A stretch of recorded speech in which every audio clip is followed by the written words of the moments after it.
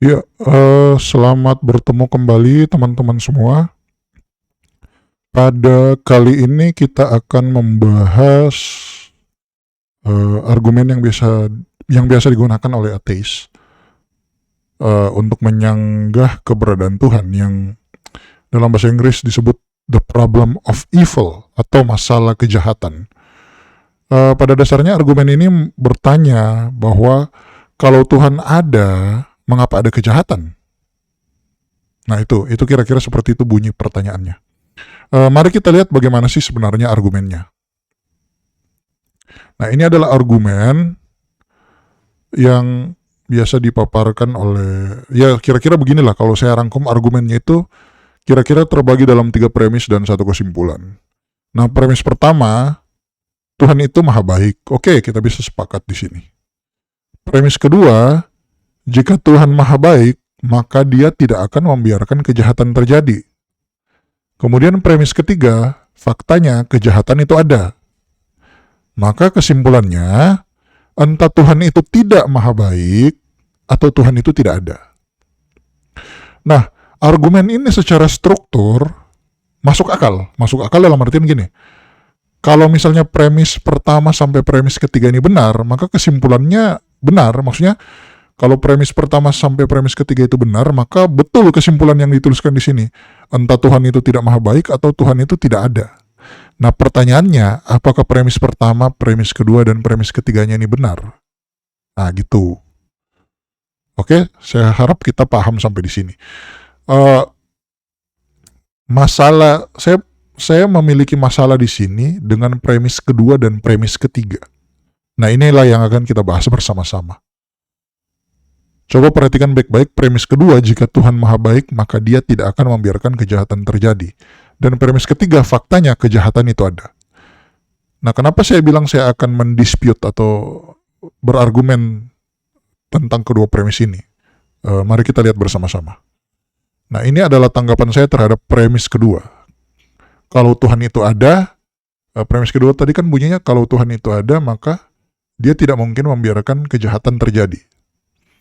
Nah, yang pertama, premis dua ini mengasumsikan bahwa Tuhan seharusnya mencabut kehendak bebas manusia. Karena kejahatan itu terjadi karena pilihan bebas manusia itu sendiri. Iya kan? Jadi bagaimana caranya supaya tidak ada kejahatan? Ya, Tuhan harus mencabut kehendak bebas manusia. Nah, itu caranya. Jadi manusia itu harus dicabut kehendak bebasnya. Nah, masalahnya adalah kalau tanpa kehendak bebas, free will, maka tidak ada manusia, tapi robot. Karena yang membedakan manusia dengan robot adalah kehendak bebasnya. Kita bisa memilih, makanya manusia itu kenapa dihukum? Karena dia punya kehendak bebas. Kalau tidak ada kehendak bebas, ya nggak ada yang salah dan yang benar dong. Karena kita sudah diprogram untuk seperti itu. Kalau nggak ada kehendak bebas ya. Kalau misalnya orang yang membunuh, saya menusukkan pisau ke perut orang lain, ya itu tuh karena memang sudah diprogram seperti itu. Maka tidak ada yang salah dan tidak ada yang benar. Salah dan benar itu ada karena ada kehendak bebas. Nah, kira-kira seperti itu. Karena kalau tidak ada kehendak bebas, maka kita ini tidak lebih dari sekedar robot. Nah, apa bedanya kita dengan wayang yang dikendalikan oleh dalang? Nggak ada. Ya kan? Jadi kita pada dasarnya cuma sekedar wayang, kemudian tangan kita, kaki kita digerak-gerakan oleh dalang.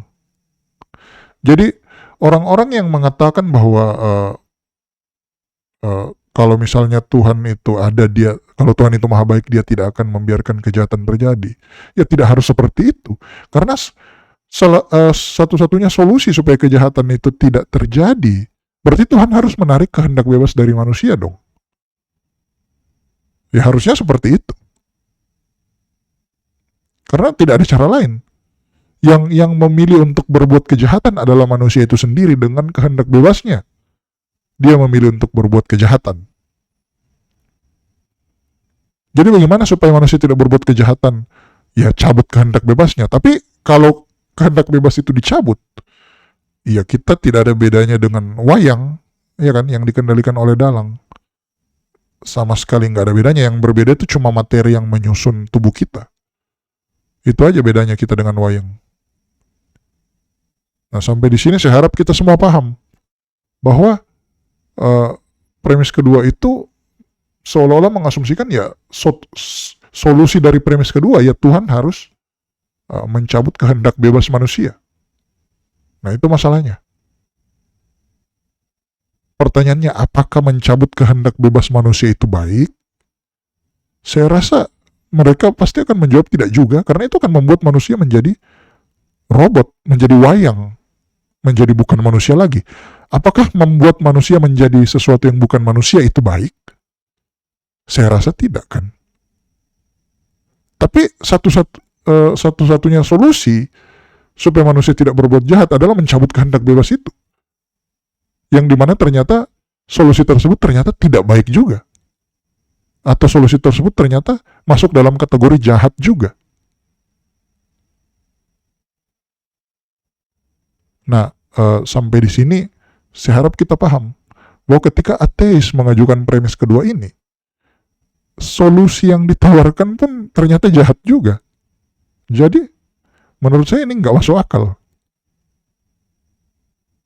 Premis kedua ini. Ya, setidaknya kalau kamu mengatakan, oke, Tuhan seharusnya tidak boleh membiarkan kejahatan itu terjadi. Oke, baik. Solusinya gimana? Ya, solusinya cuma ini. Cuma mencabut kehendak bebas manusia.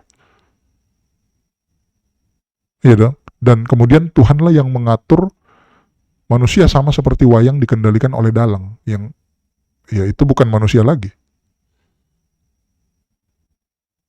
Iya kan? Nah, oke, saya harap kita paham sampai di sini ya. Kalau ada pertanyaan nanti silakan tulis di kolom komentar. Kemudian, ini poin keempat ini menarik. Dari mana kita tahu bahwa hal-hal yang kita anggap jahat tersebut tidak bisa mendatangkan kebaikan?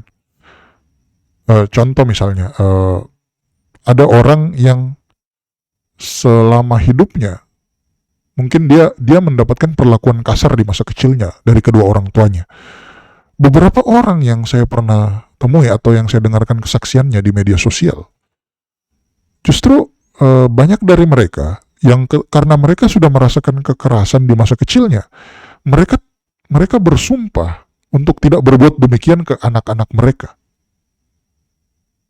Artinya apa? Artinya bukankah pengalaman yang mereka terima di masa kecil itu ketika mereka dewasa malah mendatangkan kebaikan bagi mereka? Seandainya di masa kecil mereka itu hidup dilahirkan dari keluarga orang kaya yang selalu dimanja dengan harta, apapun yang mereka minta selalu diberi tanpa adanya kontrol, tanpa adanya pelajaran dari orang tuanya untuk berkorban bagi orang lain. Mereka dimanja dari kecil, hidup dalam keluarga yang kaya raya di mana semua kebutuhannya dapat terpenuhi. Pertanyaan saya, apakah mereka masih bisa menjadi orang yang baik ketika mereka besar? Atau justru mereka mungkin tumbuh menjadi orang yang tidak menghargai orang lain dan hanya mau tahu ketika maunya mereka itu terpenuhi. Karena mereka sudah dibesarkan dengan cara seperti itu dari kecil. Nah, coba dilihat.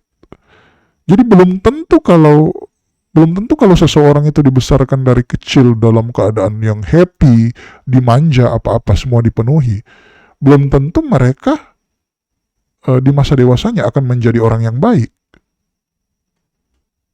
Dan belum tentu juga orang yang di masa kecilnya mengalami kekerasan, di masa dewasanya mereka akan berbuat hal yang sama. Malah sebagian orang yang saya temui justru bersumpah untuk tidak melakukan hal tersebut kepada anak-anaknya karena dia sudah tahu rasanya bagaimana dan dia tidak mau meneruskan hal tersebut. Apakah ada orang yang menjadi jahat? Ya, tentu saja.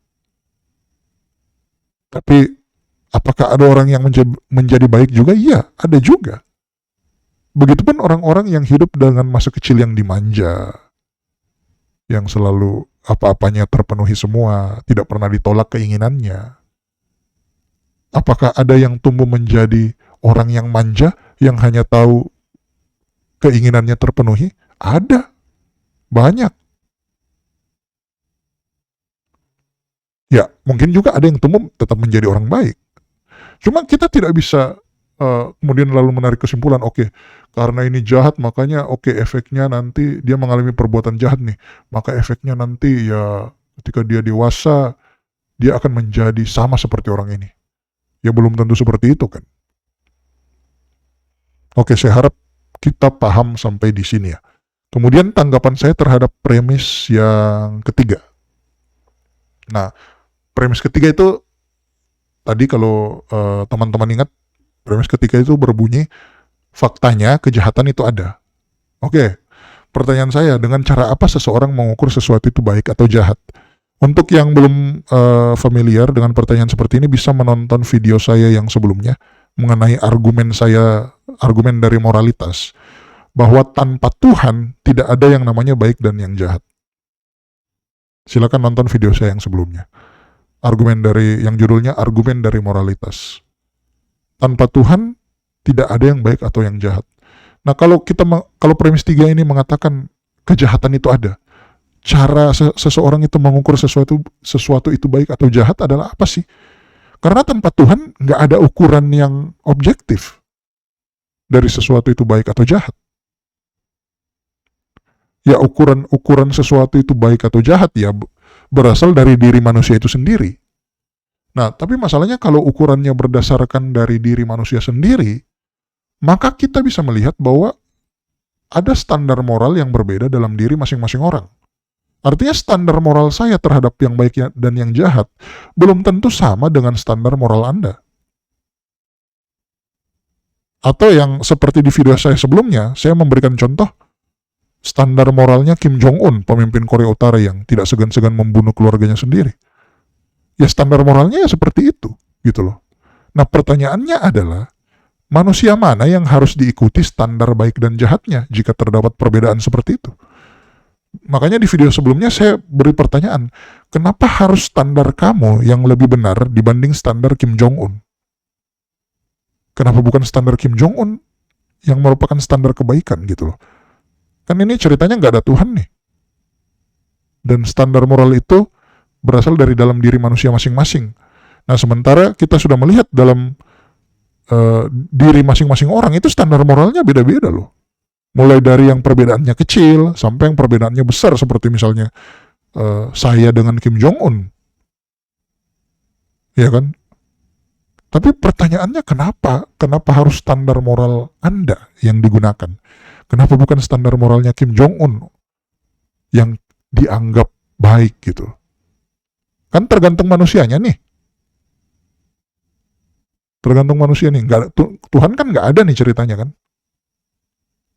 Maka premis ketiga itu absurdnya adalah dia mengasumsikan kejahatan tanpa memberikan standar yang jahat itu apa.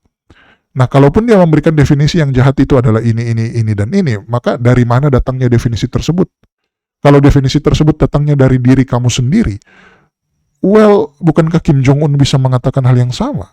Bahwa dia memiliki standar moral yang begini, dan begini, yang tentu sangat berbeda dengan standar moral kamu. Iya kan? Tapi pertanyaannya adalah kenapa harus standar moral kamu yang dipakai dan bukan standar moralnya Kim Jong-un?